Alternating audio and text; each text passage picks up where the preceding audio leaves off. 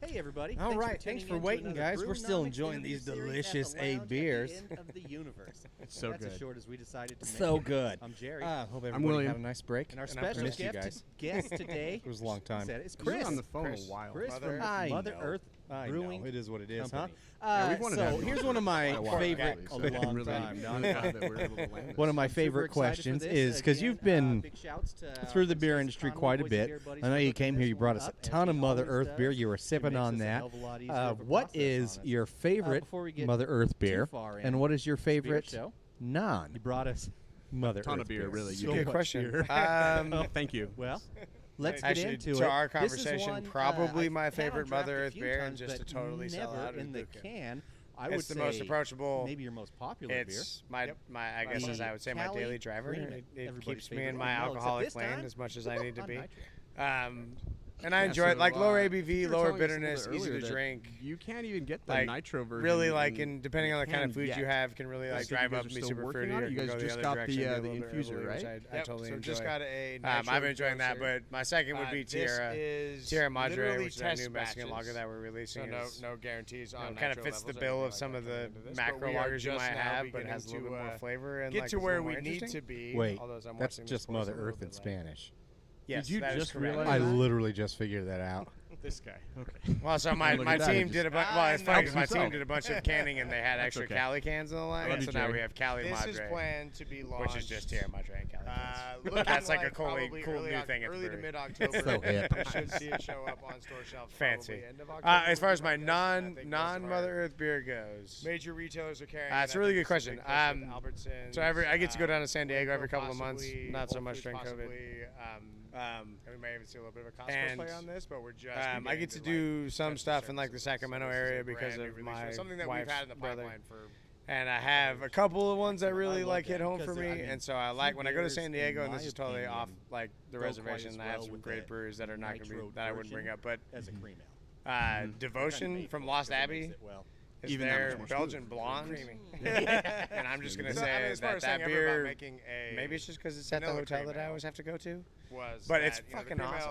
ale Like style it's that's supposed the to beer be, is you know, fantastic. the It's off the craftier charts. It's version of uncomparable. lager. And It if was you a want to way ask for me in the brewers Western to United check things States, over faster is there anything that's and still comparable? make I haven't something found it, just clean and crisp, just like a lot of especially in the macro commercially lagers do. available Well, product. unfortunately, not Really dig it. everybody I mean, knows I got a that. bunch of So friends you down walk there who on make the shelf, hazy you see, oh, IPAs that there's are off the cream charts, and I love them. But Like, that beer like if you're really gonna gets me get there. something And then in that's San got Francisco, rice Fieldworks or corn in it, has done a lot of really cool stuff. probably gonna be And when I find myself in that area, I find myself drinking a lot of their stuff. Them and Sudworks are just like really, really, really good. And I mean, I can't just go style like across the board. They're really good. There we go. And here in the valley, I mean, I like the stuff I get from Revision. I live right next to Bear Island, so they've got some stuff that's really interesting, I think. You know, I mean, Payette, when Matt was there, I thought he had some really good products that came out of there. Sokka's got some great stuff. And I would say, as far as I'm going to play my if whole I'm entering pander across the Cali Cream, I whole would thing. probably- Let me see how many other names I can think of. We're just gonna let you go. I have to admit, I don't think there's anybody that wins in any specific style. Is and that I- just because the taste profile? There's a lot of would good fit examples that out there. as being more of a traditional style Great. beer. No, I mean that gives us without a couple the adjuncts or to the look up additives. at least. of Yeah. the- Correct. Okay. Yeah, So, Lost like, Abbey, I for think we- this is actually. If a you little haven't bit had too any much Lost beer. Abbey We've beers, had, I like think, one at least. I know that. On the show, I've had a Please. fair amount personally, but If you I would guys say ever the tried Red Beer Poppies, Blonde, the Duck Duck or Gooses. even Like if you or really its get into like their predecessor, which trading was, beers, or sorry, it's what I followed want to mine say was Call Me I know Ginger. I've had a Duck Duck Goose.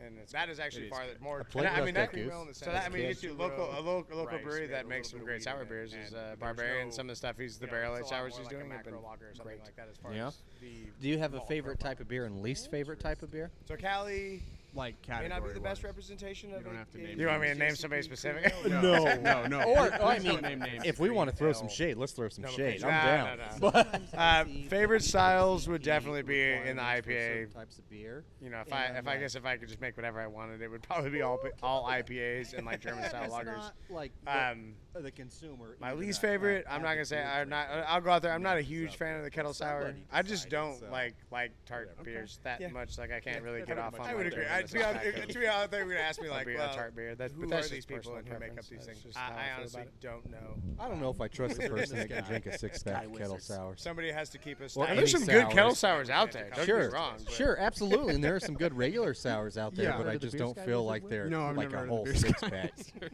worth just I like can to taste me the what it does to like my difference, and stomach and my does palate. make a difference. is I just still not like the worth it. original. That's right next yeah. to it. The we bottom have line. the OG. Yeah, all sours Oh, mess that's me really up, good. and so Yeah. I actually have to agree. I don't know. So while you're taking that sip, I'm gonna ask you our first question. Goes against a six-pack, and that's the thing. Oh, you know there is. There's Oh, yeah. totally You know there is. there's a huge like section of our industry that is based around that, and I. One of the things, like I said, I appreciate people who appreciate it. It's just not lower carbonation level really rounds the beer. So real quick in the Substantially rumor softer mill, Like you wouldn't think that much of we a heard you guys difference, are but I think expanding like a you little could bit. blind test the difference. in terms of, you know, and it's actually funny everybody because I kinda have knows done you're this with doing some of the, our building from the ground up administrative over side in where San we'll drop Diego. them, and I get a lot But of questions like, in same beer, Nampa, like, the is this Nampa darker? tap room Tastes is a little bit closed different to you? currently. I'm Are like, you guys? No, it's literally the Are you guys exact really same. building that out? Or are you building away from? They are exactly the same. No, Trust me, we're building just- out of we're the way. building into it. I didn't read your notes well enough. I should have known that this was coming. Sorry. No, it's good. I only say that because like every time we make a post, it'll be like, Well, isn't that look, always we what have upper this cool management new wants post from coming you? out, Or at least the that critics, first post will be like, right? when'd you Always get make it it a little harder on you. Yeah. Yeah. It looks like We're not asking when it's over. we're shooting for October 1st for the Nampa Tasting Room to reopen. We did. I wouldn't say we did anything super crazy, but we moved it from the location it was in back to a different corner of the brewery. The reason being, well, honestly, I was going to push to take that space because I need it for production, but also because like we kind of wanted people on the other side of the brewery. You know, you still have a good view of things going on. It's a really neat tasting room. They put a cold box in. It's miles above where we were before, and I think we'll be able to better serve people. Went there in the new setup, but it's targeted for October 1st. I'm not gonna hold my. I'm not gonna say I'm not holding my breath. I'm not going to commit to anything because he's still working on it. I mean, try to like live this opens when it pharmaceutical opens. life and didn't really like Correct. it. And Yeah. honestly, Do you guys walked still into do your Stone Brewing Friday, Company one day. beer They had tasting 150 over there? applicants. I know that's a thing. Standing in the line. We haven't. The brewers have not been as good about it for since 5 minutes, then. and it turned out of all those people that were there. and I was the honestly, only we've one also that ever been had like any we've gone into practical where we're like experience. pretty much full time 2 And shifts. I got an assistant. So one of the shifts starts at 6, the second shift starts at 2. That's So pretty like that's amazing. That's yeah, awesome. it's a little I- tough to yeah, rub I it in walked the around, face like, of the people second standing shift like, when you're like just drinking like, beers at just like 4 o'clock in the afternoon Yeah. on Friday, and then So they're the it beginning actually of the worked out shift. really So well. And it then hasn't I got been as lucky enough much, that but I we had mean been it's drinking at Mother it's something since that they we opened. want They to opened continue to do. literally. You know, my brewers, 4 months it's really before I awesome when your joined brewers are Mother like people or who can Joinstone. show you like. So I really like it kind of worked out really well. You know, they became kind of a local favorite, and we had a really good time going over there. Hopefully continue, but like I said, is if you a work little an more overnight frowned shift upon in in the sense Stone, that those poor people. the that have first to work bar in until Vista that's open was Mother. 10:30 time, maybe about now 11 that a.m. the So we you know stay it's, up. it's off in a different and then location, go down there maybe and that'll make a difference. I don't know. Be the drunk Maybe. people at the bar. At, Maybe. You know, It's a 11 tough o'clock world in if the you're morning. working till 10:30. I used to work before to where I used to have a roommate. True. We both got Uh, off that at is a true. job to where I only We got have like 5 in the morning. He got on at deck 6. here So we literally sit on the like the front porch. Imperial watching cars drive by, salted starting their day, caramel drinking a oatmeal beer. stout. Yep. This is 6 part of your a.m. four seasons. See, it was different than what we said earlier. It was. Just We making call people it as uncomfortable. The Imperial Barrel Stout. That's pretty much it. I Yeah, mean, God, I most can't even people do do it You guys have the salted caramel stout, but I forgot we had the oatmeal stout. You had the right words, just in the wrong especially order. on like a Friday when it's Yeah. the beginning of our weekend. Smelling this one, so And this so it bad worked boy out really comes well. in They at posted a job for brewer, 11.2%. I It thought, hey, why not? smells like a You know, I German went and talked to chocolate them in cake an with a interview, and they shot said of it had fucking a bourbon chance for a in head it. brewer Sorry, job, frickin' just bourbon. because how things went and There we blew are. it. It's I coming know. out. Creaman This had is your already autumn been Four generated, Seasons and they had It just signed a smells- distributorship with Stone Brewing. This just happened. This just got packaged last It was week. also one of the Or largest as on the distributors in bottom of the Southern can, California. and I love that you guys And have the we made Genesis 3,500 date, barrels not the the year I canned on joined. date. The The second Genesis year I was there, date. we It's got an over Earth thing. 10,000. Uh, The third year I was there, we got the closer third, to the 3rd of 18. September. So we're literally And by my like fourth barely year, we a were week and a pushing half 30 in and just to had this one. So extremely this is insane growth. still, especially for a stout, Yeah, fresh.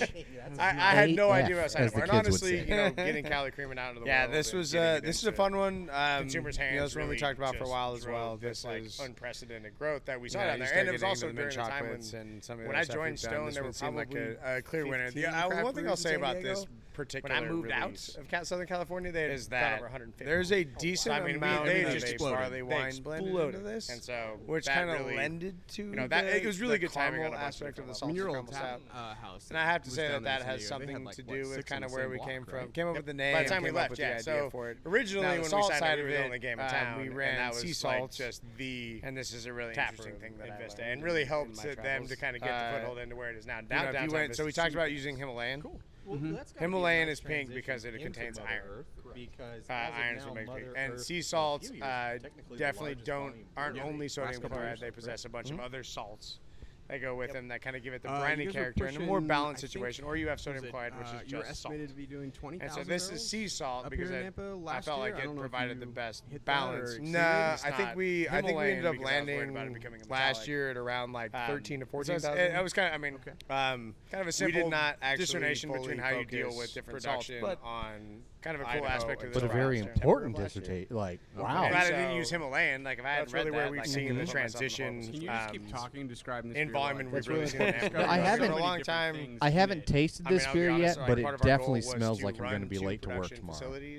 You're gonna we realized about halfway through that plan that was probably a little bit more difficult. We bit off more than we were probably capable. It's one of the things we built into it. September last year, most of the other beers, we finally officially shrunk Vista down to a point where it was still decent sized, but not anywhere. I mean, Vista has been producing. Is that what it is? Because I'm getting crazy hard German chocolate vibes from let's say 15 to 25,000 barrels a year off a 20-barrel system. So very, very small. Yeah, it's the caramel we used. Last year we shrunk them down to under 10. Like I said, a little bit from the barley wine, and then also from a flavor that we use from a. So as we got into this, obviously we saw COVID hit. We freaking awesome. We tried to do these. And there was a little bit of a dip. Hold the mint chocolate, and then it took back off. And a lot of it's because mint chocolate was focused on our packaged product. It was good though. It was good, but it was minty. This is like a lot more nuanced. We're not trying to no longer blow it out of the park with caramel cans anymore. They wanted it to be kind of like more level, but they're draft only and mostly focused on recipe development. And there's really no coconut in this.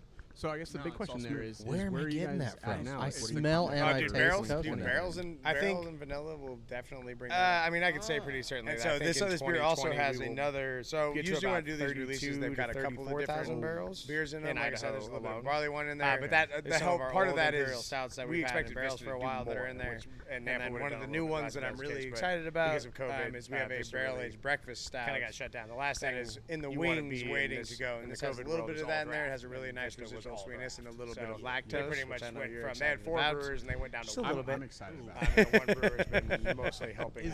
What makes a breakfast out of breakfast? Honestly, is it the type of like oats you use with? Usually it's just oats, lactose, green tea, moderated in the market, and then he was also. So we'll end up bringing it out of the barrel, some of the recipes, aging it on coffee, and then putting it in the bright tank and getting ready to package it. So usually you come out afterwards, and we've done that before. I was my years wrong. I think it's 16. I believe it was winter 16 was the same thing, and that's one of my favorite beers we've ever made. Interesting. Well, now I'm looking and I don't do you remember guys what I grabbed, but he was breakfast so stout, mad is there ever any kind of like I was like, I just want one beer. So I've done a maple beer before. Yes and no. I've never brewed with maple syrup. Maple syrup is extraordinary. More than the one that you picked up off the shelf. Love to brew with it. Especially good maple syrup. I'm not gonna lie. I have a which is couple of maple steal of a lifetime on a really good Mexican lager. I mean, let's. I would just refer to. I would talking like color for your eyes. No, not those contacts. What did you? I would refer to our friend Dan from City Peanut Shop. Oh, he's got maple. He's got maple contacts. He gets straight up legit Vermont maple syrup at his shop. That's that. If you need some good maple, Dan's the man to reach out to. I had a beer. Dan's in the beer industry, bro. They're everywhere. He's awesome. Absolutely awesome. It's funny because we had a beer release in Ohio, and I had a guy reach out to me that did some maple farm right. So yeah. And so we've talked about it quite a bit and gone back and forth. I mean, some guys will use, they'll drain the water out, has some maple flavor, you can boil it down and add that, or some guys will brew with just that. I mean, there's stuff that goes on in, like, let's say, Vermont. The Hoppy Mill Podcast. Yeah, our friends over there, and I'm a big maple fan, so trust me, like, don't get me wrong, that's something I would do. Oh.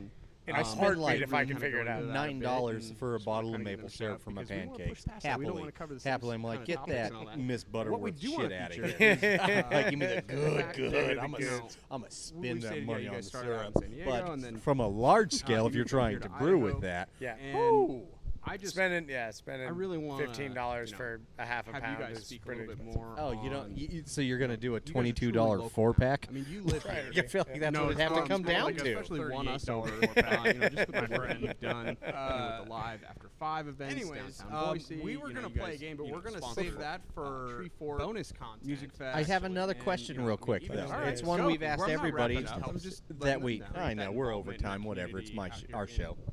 Thank you. Thank What you. else do you guys do? My show.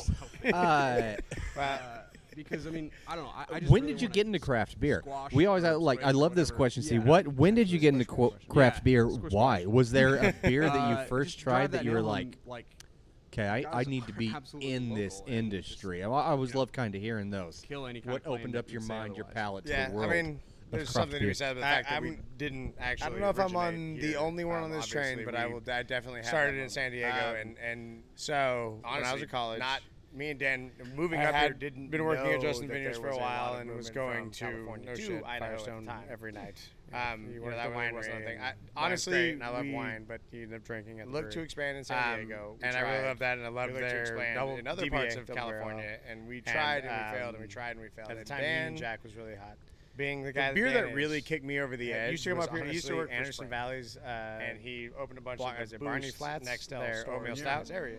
And he And told so me, I kind of started like you up here. did. It's I one of my like favorite places to I visit, like darker and I beers, and so think it'd be that cool, one and kind as of we pushed did me this. over Is the one day he edge walked in, and he's started like, you know what, I'm kind gonna of go to Boise. I'm gonna Is go this see something that whatever I they want can to find? get. Like Started I said, I drinking- totally denied came my out there, like. and he was here for Just like ignore that thought and go back maybe into a day. what you were doing before. But that was one of those ones that really like brought me back. You know, he was here for maybe a couple of day. times with some friends in college. Quickly and that was began to basically fall in the love reason with we the did it. area. You know, he shows up. You know, he's gone for Kind of 4 vice days versa. and come. Like, Yeah, I he comes bounced to around for for 4 days, eventually comes back ended and up coming like, back we're to not it just because That's like it. And it was, and So I I have have to to admit, admit, on my I side, loved and I Anderson love Valley at Mother the Earth, time. and I mean, I I still still I've done do. with Mother Earth. Actually, ironically, My wife they and I have a have beer we're that's very looking similar to at Cali Creamin' in their summer solstice that they do. trying It's a to little get bit more closer to the caramely, mountains but they make a because me and vanilla Maggie both snowboard that's along the same camp. style. Cali and Creamin's fish, better, and but theirs is still we pretty really good. wanted to. This is pretty good. You know, I love San And, Diego, but we wanted to get but out and try it's something weird. different. But yeah, they're the ones that kind Anyway, of drag me. it really was pretty funny. Well, it all culminated in Dan walking you're into my already office starting one day to and drink being a like, Firestone Walker, but the one that opened How do you your feel eyes about was Boise? Anderson I'm like, Valley. well, and I'll say this: I That's love talking about Firestone Walker. Nope. Don't get me wrong. I mean, Those beers are phenomenal, and he has continued. And to so grow it How'd kind that of- conversation go? Yeah. Well, and it kind of I worked mean, out. as a So I mean, production brewer, it I'm was trying to yeah, it was one of be those that things awesome where on the like international- we on the moved big up here because scale, we like, like I mean, the they're area. the epitome. And The only honestly, thing I'll say, we if you're kinda touched watching on this, earlier, there are some laws whomever you here, were alcohol referring to, the laws in Firestone Texas Walker that don't under necessarily 100 make this calorie the greatest Union state Jack in or the whatever world we to had on produce there. beer, in the sense that they tax a little bit higher per gallon than other places do. And so I mean, it really just shows that we were here because this is where we wanted to be. Everything else really worked out for us. I mean, we're very, very happy. And so Dan, Mike, and myself came up here with the company, and then we wanted to join the local scene. And obviously, coming from California, that's a little bit tough. You know, that's not necessarily where everybody wants to hear you're coming from. But, you know, 90% of the team, well, I guess I could say 50% of the team I have is from here. I mean, it's harder. I'm not going to lie, it's a little bit harder to find the native.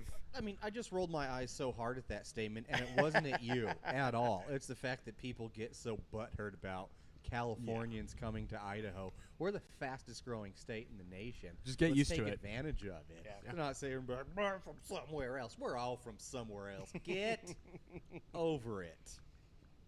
That's all I'll say on that one. Fair enough.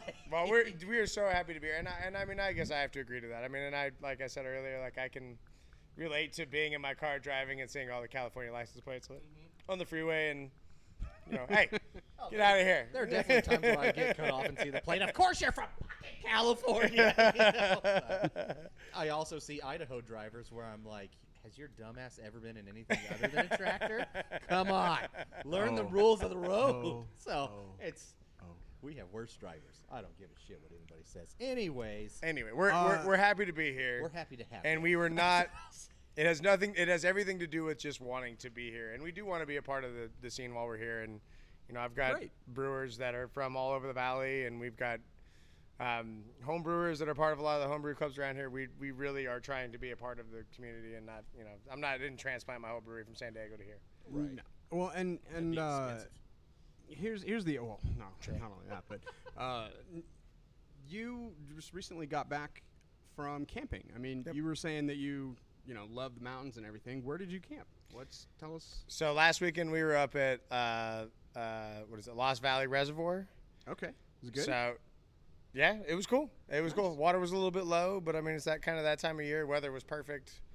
I mean, actually, it was really, really nice. It was nice to get out of town for a little while. Did you get not quite out of the, cell phone reach, but did you get out of the elevation range where you get past the smoke a little bit, or? It was still pretty smoky. I mean, we drove through Cambridge, which is like literally the gateway to fire at this point from Idaho. They shut the 71 down, but it was, I mean, it was a really nice trip. It was nice to get out of town. I mean, I'm doing that most weekends anymore. You know, I'll work twice as hard on a Thursday or whatever it is just to try to get out on Friday and get to where my cell phone doesn't work anymore. Isn't it so frustrating that's harder and harder now? So at Lost Valley, my cell phone worked perfectly. Yeah, no, I went camping a few weeks ago, like 20 miles outside of Idaho City, and had full service, and turned my phone off and put it in my truck. Like, nope, I got nothing. Nope, don't you dare text me. Like, it didn't work. It was crazy. I was so mad my phone worked. The tower was down. Yep. I chopped it up. For real. You mentioned that you guys had a one brewer down over in San Diego now, and if memory serves me correctly, just from doing my research and everything earlier this morning, because that's when I do my homework. 6 hours before it's due. Yeah. Is that your new hire, Brett? Right. Yes. And then you've also got a new. Little bit of help up here too with Matt, who was supposed to be here tonight, but he had a different obligation. Correct. We were told. Correct. And he's a good man for filling that obligation. We're not going to say anything otherwise. And but yeah, how does it feel to like have a little bit of help now? Because they're both basically like lead brewer, head brewers. Yep. In their position, and they're both brewers who know how to run breweries. It's great. I mean, honestly, like I brought them in so that. They could take a little bit of, my responsibility off my plate and pick up some of that help. But also because, as we had talked about, I mean, I'm as much brewing as I've done and as much as I've been in the production side of things for so long, my home brewing career started with Stone. There's a lot of guys out there that have done a lot more brewing than I have.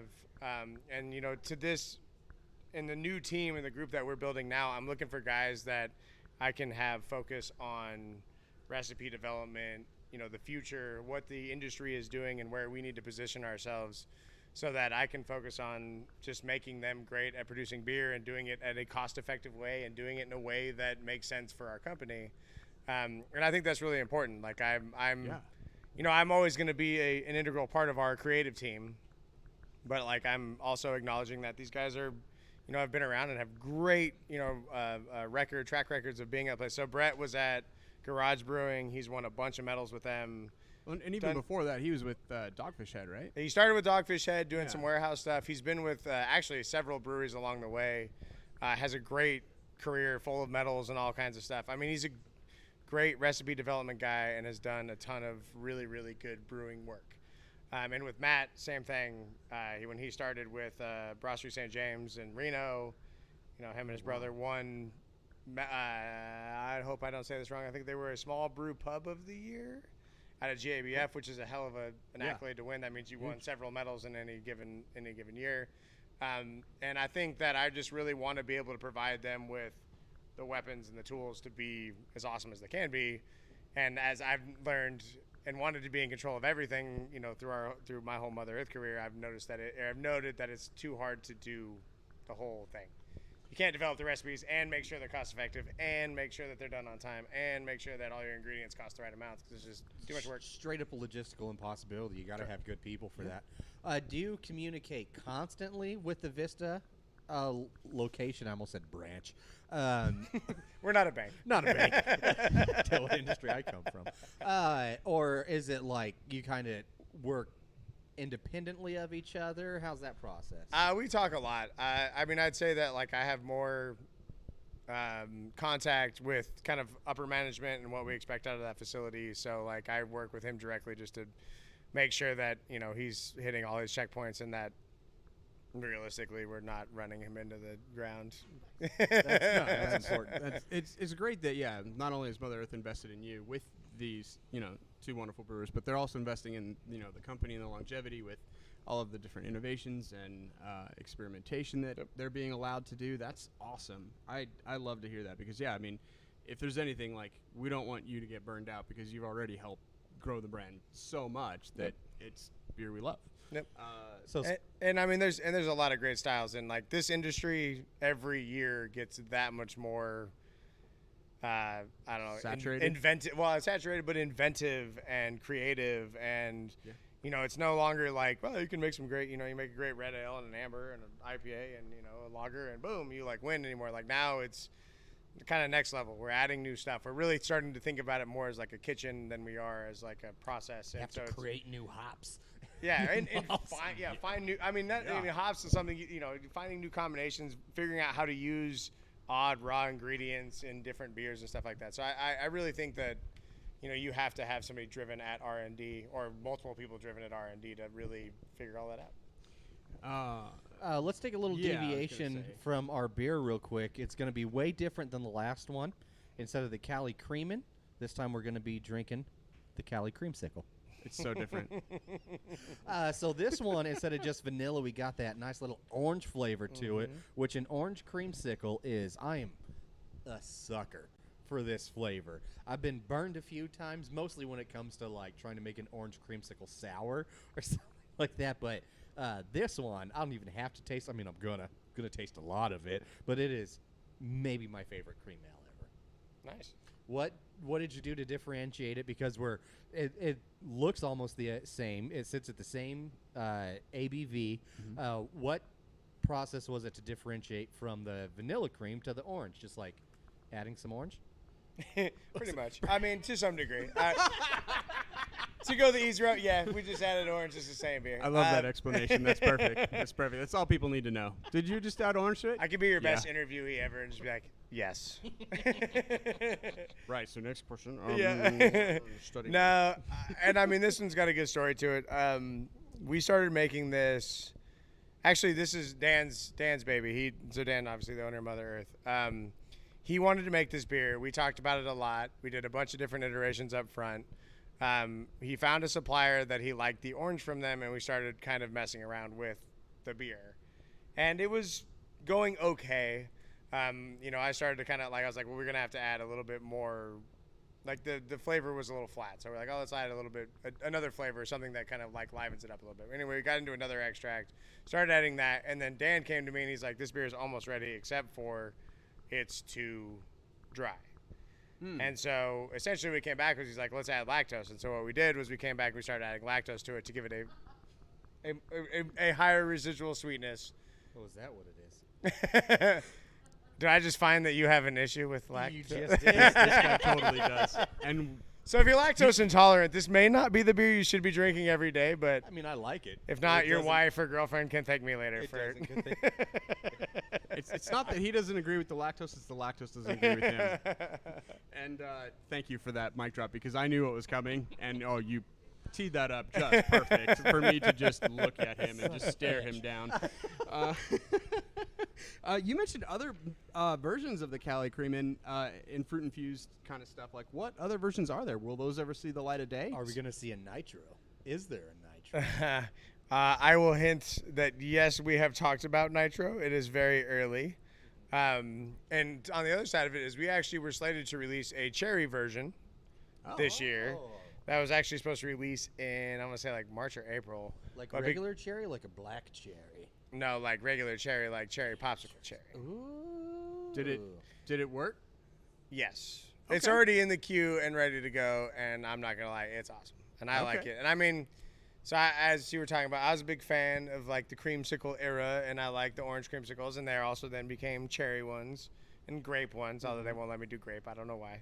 Because artificial grape is fucking garbage. Sorry. I could just use Dimetap and probably. I might as well. Exactly. Anyway, I didn't say that. We wouldn't do that. But yeah, we've actually been queuing up a couple other different flavors. And honestly, in the flavor queue right now, and this is probably the coolest part of my job, is we did orange. We've got cherry ready to go. We're working on an horchata version. Oh. So I've had some fun with cinnamon in the past, and obviously if you pull the orange out and you've got vanilla and lactose, you've got a pretty good base for horchata.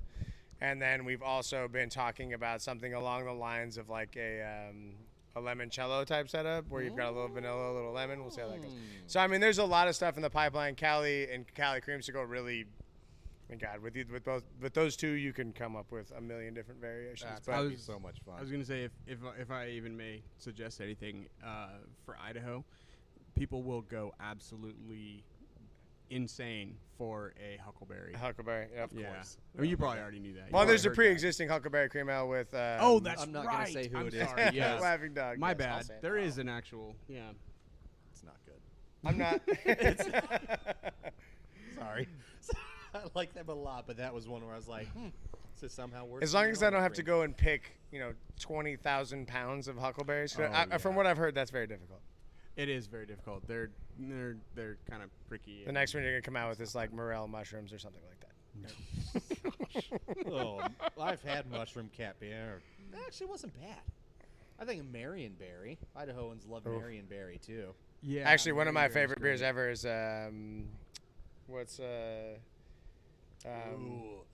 barrel aged, a bourbon barrel. Well, what's Goose Island's? That's why am I blanking? Bourbon County. Oh yeah. So there is a variant out there in Bourbon County with Marionberry that is probably one of the best beers I've ever had. Well, I've got a new beer to go find. Yes, you Good luck, because it's like a 20, almost like 14 or 15. Oh, dang, really? It's like an older version. I think they do it, but it's well. Yeah. Still give it to me. And we had one at a Christmas party, and I was like, oh my god. So when it comes to we talked about that. We'll cut that. I'm settling in.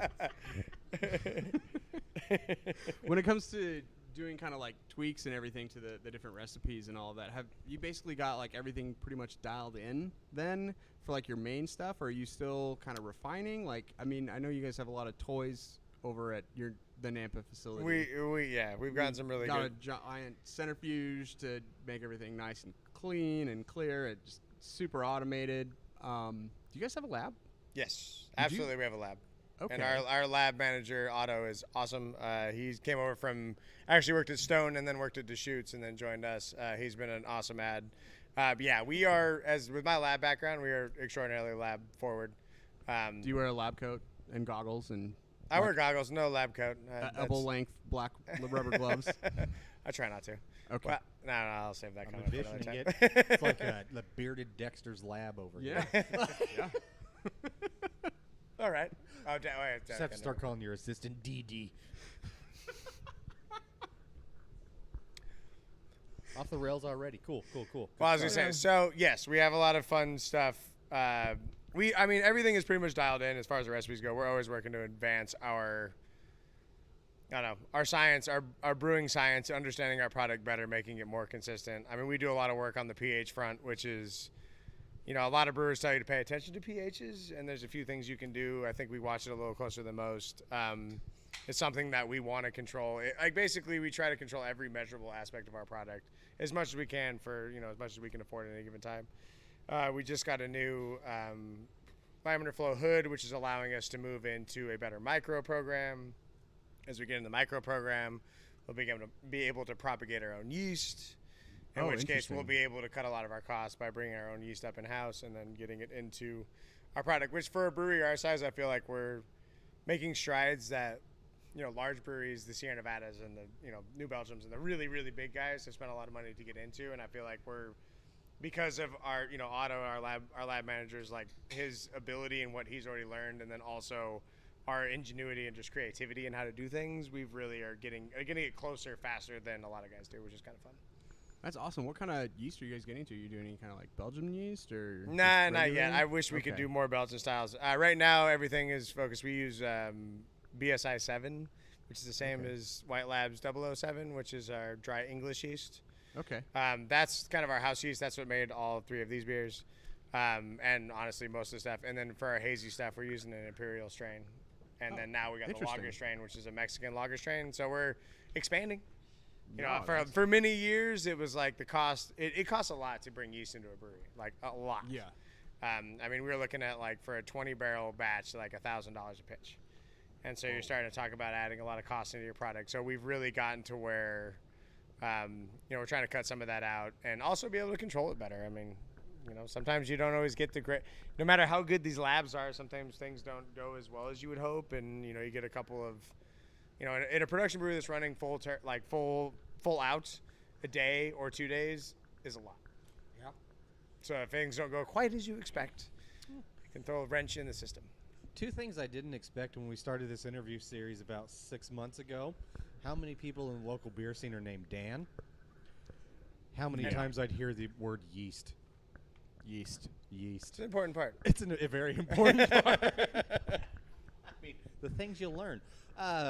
So, and I have this because I'm pretty curious that, because it was a beer I liked and I didn't realize it was back into rotation, we're bringing back the Hop Diggity Double IPA. Did you, drag it up or what? Nah, so Hop Diggity is actually going to return. That was a great fucking joke. Sorry. Like the 4 people that got it. Boys to men. Of course. It's coming back. Okay, nice. I actually, yeah, it's coming back. It's right. So it's out right now, or it was out right now. It just ended this transition to Kismet. We're looking. That'll be back in 2021. That's probably a full-time double IPA. Oh wait, it transitioned into Kismet? No, Kismet is leaving. Speaking of which, that's the beer that we have in front of us. So we should probably have. So I guess I should be clear here. So we used to have a Resonator series. And the Resonator series was a new beer every month, and that was Hop Diggity, Kismet, Say When, and Power of Love. Oh, I love the Say When. So Say When and Power of Love are now gone. Damn. This year we had extra cans of Hop Diggity and Kismet, so we burned all the cans of Hop Diggity. Then we moved to Kismet, and then now Hop Diggity is going to come back full-time next year. The Say When would have been a perfect opportunity to use Huckleberry in a beer. There you go. If you don't get that reference, I'll be your too bad. But the Kismet, I also like this one, well, mostly because it's a good old-fashioned classic Northwest IPA. Except That's his you get favorite. a little bit, it's totally my favorite, except you get a little bit of fruitiness with this one, which I also enjoy. So tasting notes, dank pine, ripe mangoes, island papaya. Also a great word to say. Papaya. Coming in at 7.3%. Now we're going to start having some fun, huh? I was going to say. A little bit of a 0.1 step up on our Pineapple Crush. Yeah. 0.2. But yeah, now this is one of my favorites. This is basically was built. This was originally the Mother Earth full-time IPA. So Buku is that now. Interesting. Okay. And so Dan had the foresight a long time ago that he knew Nelson hops were going to be a big deal, and he bought a shitload of them. Okay. All of them. Yeah, as many as he could find. Dan has them all. And then, they started driving this forward. Now, Nelson is a great hop.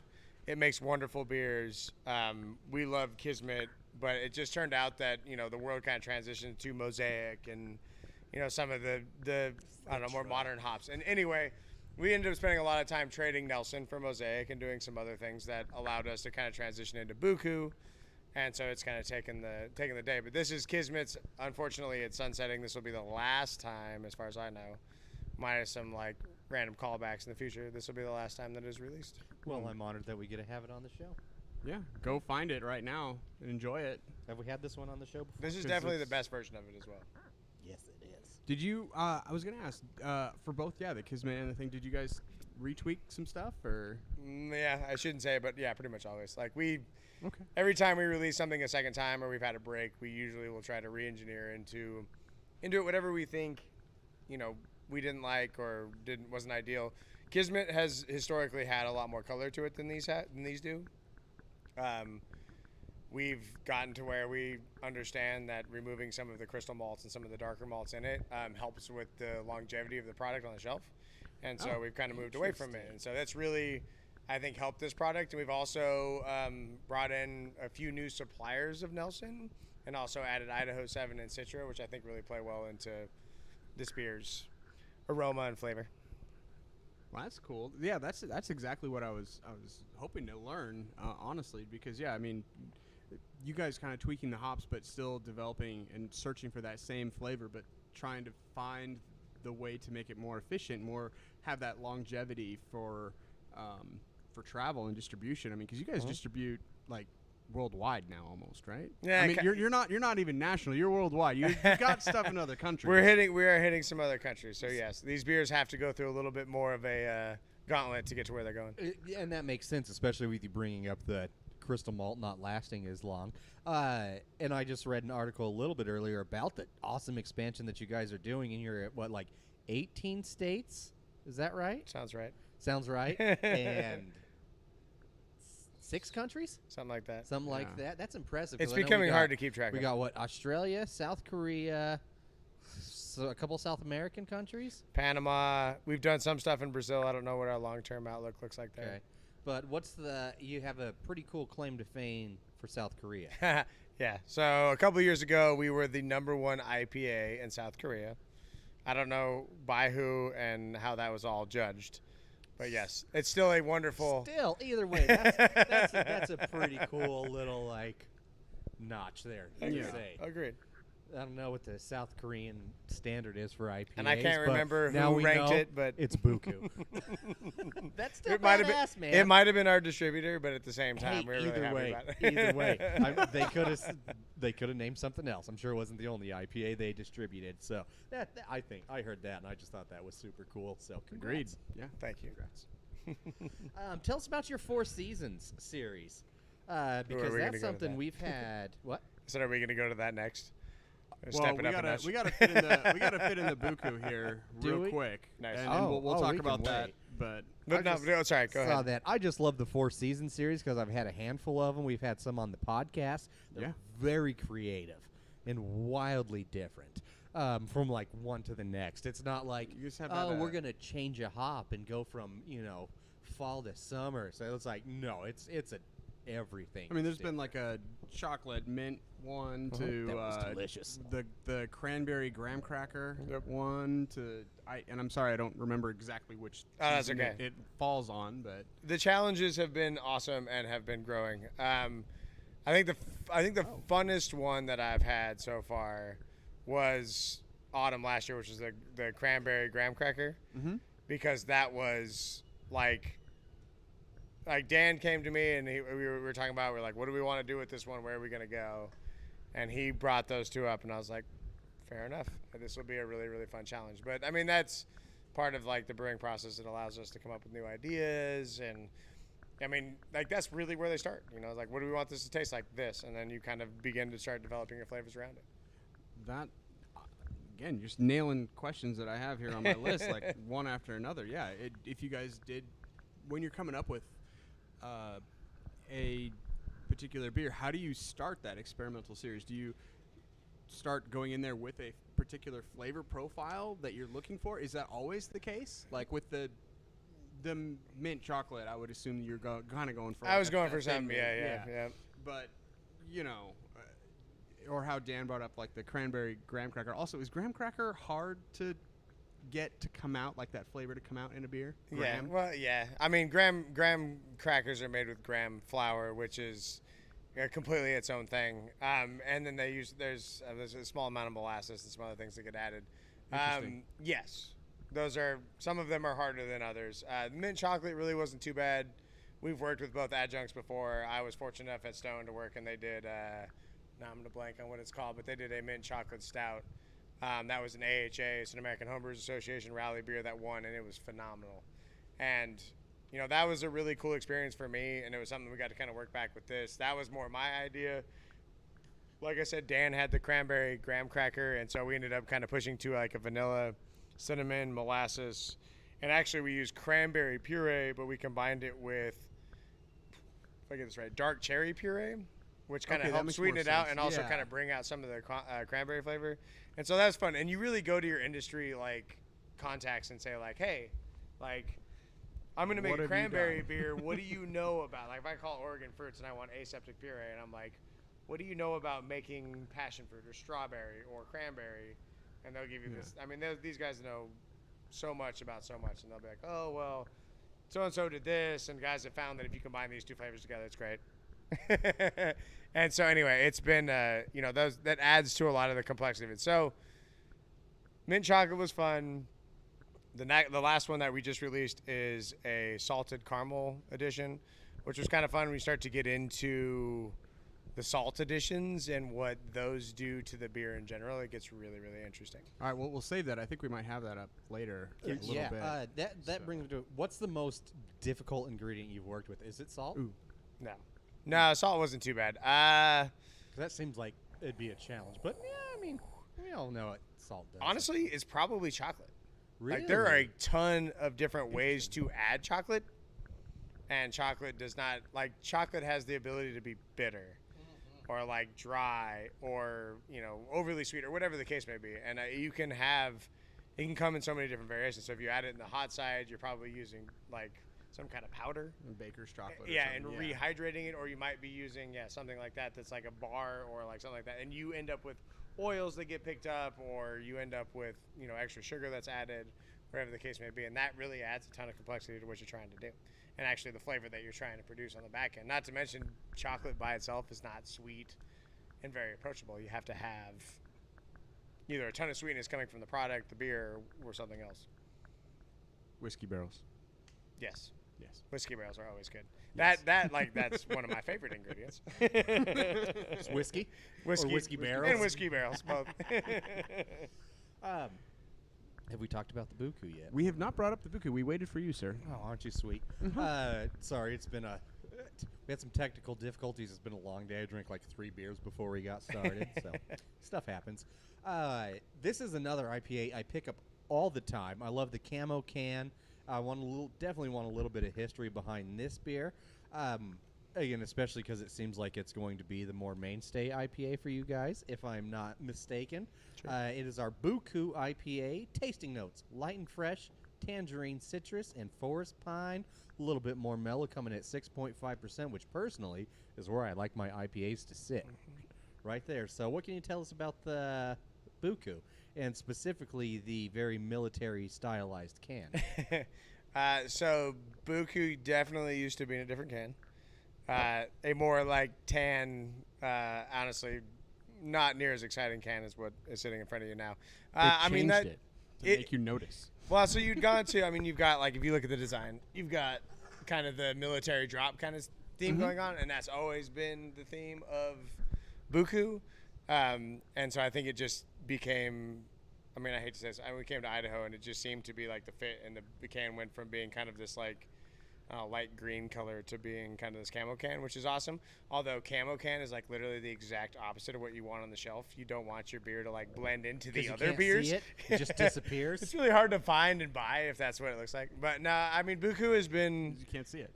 Buku is one of the first beers that I brewed with Mother Earth as far as being a new release. And like I said, Kismet was the original one-off IPA. That was what the brand was going to be built on for IPAs. Buku came in later. It was a recipe that Dan had built, but had only brewed a handful of times. And so we came in and did a little bit of a redevelopment on it. And I mean, I could talk about Buku forever. It's a interesting beer. In the first batch we brewed, we were still dialing in the new brew house. We didn't dry hop it enough. We knew that. We ended up adding more hops in the bright tank because that's what all good brewers do. And then it was the best batch of Buku we ever made. And then it became really hard to reproduce. Anyway. It's been a beer. Like I said, we've traded a lot of Nelson's hops for Mosaic and Simcoe because those became, the hops that were going to drive our new IPA. We did a huge trade with Lagunitas before they sold because they really had a ton of Mosaic and Simcoe and had no Nelson. So you just, and we had the biggest contracts because Dan was just like, I love Nelson beer. Bring it on. And so it's been an interesting beer, and it's really grown in our tool bag for a long time and been a nice addition for us. But I think the most interesting thing about it is that it's probably the most balanced IPA that we make. It's not overly bitter. It also doesn't have, it's not really heavy on any side. Like, it's got a little bit of herbliness to it. It's a little bit, fruity. It carries the pine. It does all the things that it says. Another great traditional IPA. Why is it called Buku? So have you ever seen the movie Full Metal Jacket? Yes. Actually, I don't think I know what my program response here is supposed to be, but there's a really good inside joke about this, and I'm just going to leave it at that. Go watch Full Metal Jacket if you want to laugh for 10 minutes and then be depressed for an hour and a half. I really like Buku. I do feel like this is one of those beers that you're going to find. It has that Northwest pine, but it hides it, and not hides it, but it puts it forward, but it's not super bitter. It's very well balanced. Yep. And that is exceptionally rare to find.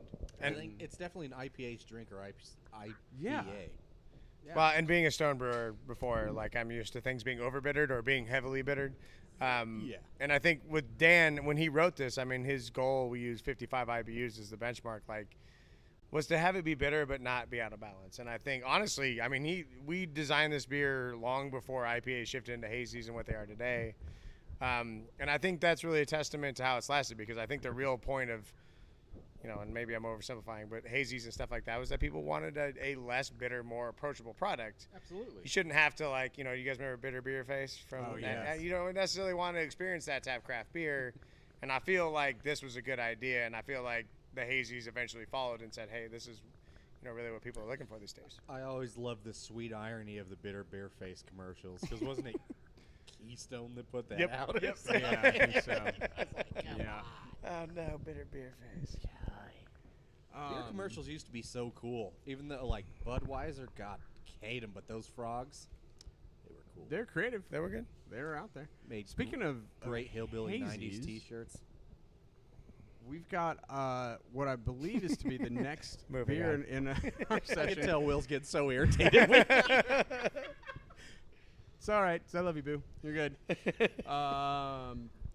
This beer is the newest.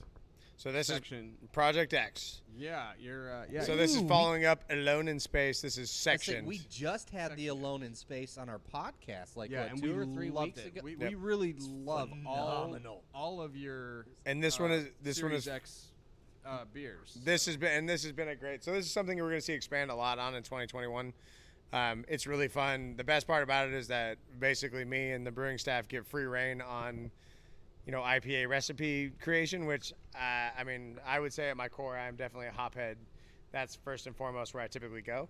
And I think Matt and Brett are right in there with me. And so this one's super fun because, you know, every time you get a new piece of artwork, a new name, I'm not going to lie, if once I tell you what's actually on that can or what that is a picture of. Do you have a guess? Can we go with the guess first? My guess would be a fire.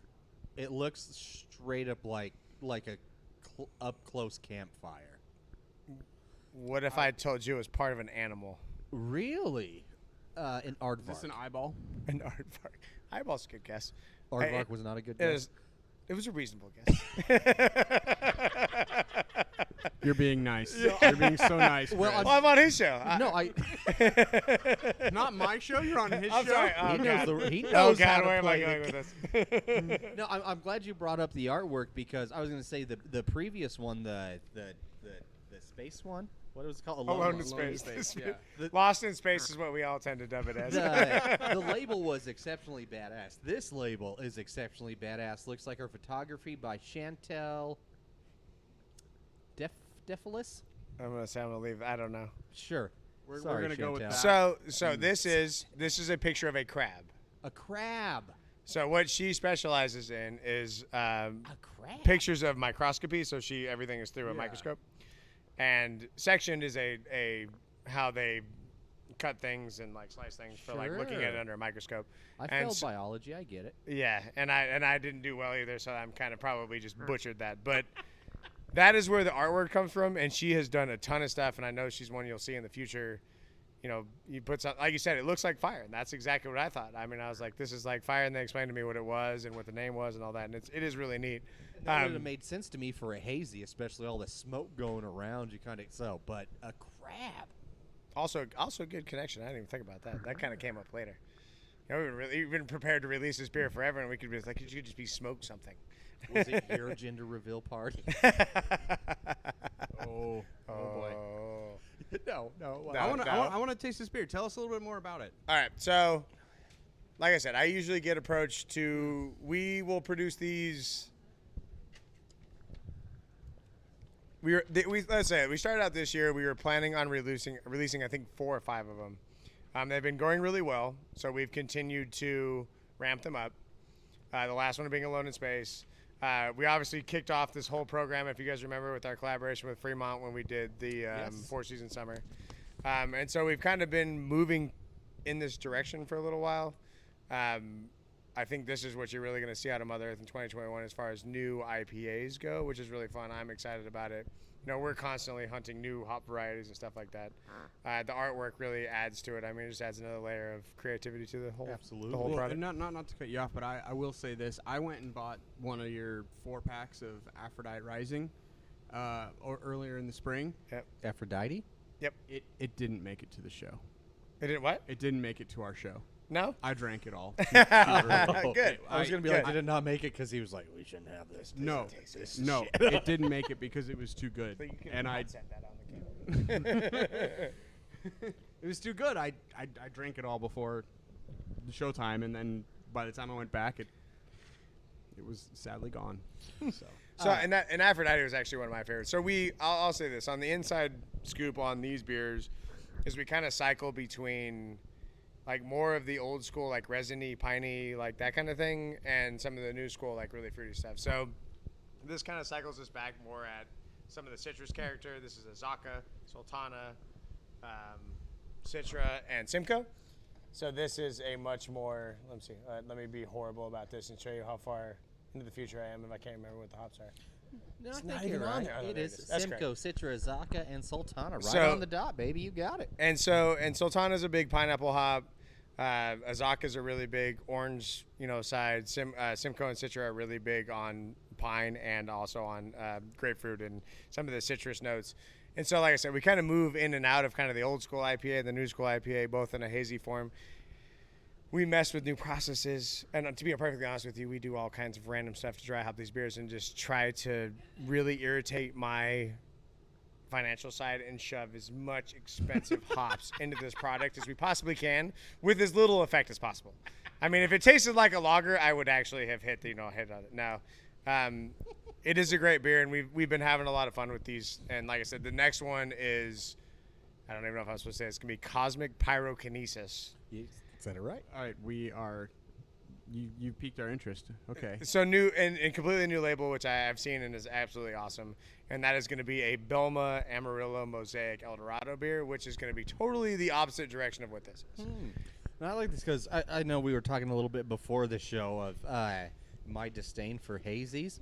And I'm just enough beers deep to where I'm like, is this going to be the first time I poo on a beer on the show? It's not. It's really good. I was going to say, I love this beer. This is great. It's phenomenal. It's a really, it clearly looks like a hazy, but it's not like danky or piney, maybe just a little smidgens of it, but not enough to turn away somebody that doesn't like IPAs, which I think is why hazies have kind of shot to prominence like they have. Is if you don't like IPAs, you can still get down with a hazy IPA. Well, that's what I was saying earlier, is that a lot of guys are looking for a low IBU count and stuff like that. And that's one of the things I've been challenged more with is the more of these we do, the lower my IBU count goes based on just our process and stuff like that. I mean, that's kind of an important part of this. This is a well-done one, so Thank I you. appreciate it. It's very, very nice. No, thank you. I appreciate that. Cheers. Agreed. and cheers. How do you budget for an experimentation series like this? Like, I mean, does that affect like the number produced, or how does that all come into play? We have a couple of sales guys who drive the numbers that's produced, and they keep making it go up and up. I think on section we're looking at probably. Good job, sales guys. And they're killing it. Honestly, I'm not even going to mention his name here because he needs to stop. But we are. I mean, this is probably going to be a release of, let's say, 700 or 800 cases. The next one is going to be closer to 10,000. I mean, the numbers have been really, really, really growing on this process. So you're going from 800 to 10,000? I'm sorry, 8,000 to 10,000. Okay. Thank you for catching that. That was totally misspoken by me. I mean, it's been. I mean, this is like what? the original process of this was like more on the hundreds of cases of level, and it's just been growing and growing and growing. And I honestly give a lot of kudos to our sales team and our sales staff and our marketing staff for like. I mean, it's a rad program. I mean, look at the labels. The labels represent an artist who does something awesome. Represents, kind of it grabs your eye. It makes you think about it, and it's more than just a beer at that point, which is awesome. Speaking of the labels and everything, you guys, how do you get artwork on the can? Are you like who selects the artwork? So Dan Love and Kamran, our Kanachavani, who's our Dan's stepson and also our director of marketing kind of run that whole side of things. And so, I mean, they're out commissioning artists and looking for work. And I think Aphrodite Rising, you brought that one up. That was a really fun one. A guy came into our tasting room in Vista and like kind of talked about it and showed Dan the artwork on his phone. Next thing you know, Dan's like, I'll buy it. And it was this rad. It was the picture of like it was like a woman with like the two wolves like out of the side of her head, and it was just a really cool piece of artwork. And that's really where a lot of it's coming from. I mean, they're looking at artists, and really what usually happens is they'll find an artist and then name the beer based on that, and then we'll kind of add the hops. I mean, how much really naming conventions can you do off of hop profiles? It's a little bit interesting on that side. Especially now. Especially now. So I have to admit, I did ask a little bit of a loaded question there. I kind of knew you guys were accepting submissions a little bit. I think I found a tweet online or something like that. We'll have to make sure that we put that in our show notes and also retweet it out there for you guys. For any aspiring artists who want to have your artwork on a can, now's your chance to give it a shot. So I don't know if we helped you out or hindered you absolutely. a bunch. No, I mean, and it's kind of interesting because like we talk about, we're planning on in 2021 doing 6 releases. And so, I mean, there's a lot of back and forth and art, like, between the artistry and everything that's going on and trying to figure out exactly how to hammer it all down and make sure we hit our deadlines. We have a particular sales manager who is very on to keeping us on time. And it's a little bit of a moving target, but I've seen even the one after Cosmic Pyrokinesis, and they've got some really cool stuff in the pipeline. So are you guys doing the Project X and the 4 Seasons? Yeah. Yes. Dang. But Resonator is dead now. So Resonator is Kismet, okay. and that is dying. I was like, because that's a lot of rotationals all at once, even though you guys produce in mass quantities. But I mean, next year you'll see Big Mother. I think you'll see Primordial again. You see Fresh as It Gets. Fresh as It Gets, which will be we're working on that. That's going to brew next week. It's going to be Wet Hop Dreams. I was wondering. I was going to say. So we're going to make a return. We're making a return back to the original name. I won't say it. Never mind. I was going to say I could make a shameless plug on the Brewers Association, but I won't. If you want to. Well, we're going to Wet Hop Dreams, which was a name that was denied by the Brewers Association, so we had to kind of change that name and kind of go to something else. Anyway, we're really excited about this year. This one's going to be a small batch because of COVID and everything else going on, but we're looking at Mosaic from Goodings Farms and getting that out. But the point was we have several, not a bunch, but several one-offs that happen throughout the year, and Project X kind of adds to that. And the world of IPAs today is not, it's more about the one-off, and so we're kind of trying to stay fresh and stay on top of stuff, and also give me and my brewers a chance to show everybody the cool stuff that we found. Well, and that's got to be nice. Like there's something to be said about maybe a classic, reliable IPA that you can do every now and then, or constantly. But to me, especially if you're somebody that's doing the same thing over and over, no matter what your field is, if you get to do a little thing to tweak it now and then to make it new, it kind of always keeps that excitement fresh, keeps that passion for the craft there. Totally. I mean, honestly, like that's what a lot of the hazies are these days and it's really like you probably use a similar base setup, but I mean, you're really looking to accentuate hops that, may not have gotten their time of day, or maybe you really like but somebody else doesn't like, or whatever the case may be. I mean, it gives you the chance to put something in the market that is unique. And I think that's our big play with Project X, is that we want to make hazies, but we want our hazies to be distinct and different and unique. And that's probably the biggest thing for us, is that I find that some hazies tend to be a little bit monotone or similar, and we're looking to kind of push that. Well, that's my biggest complaint with hazy.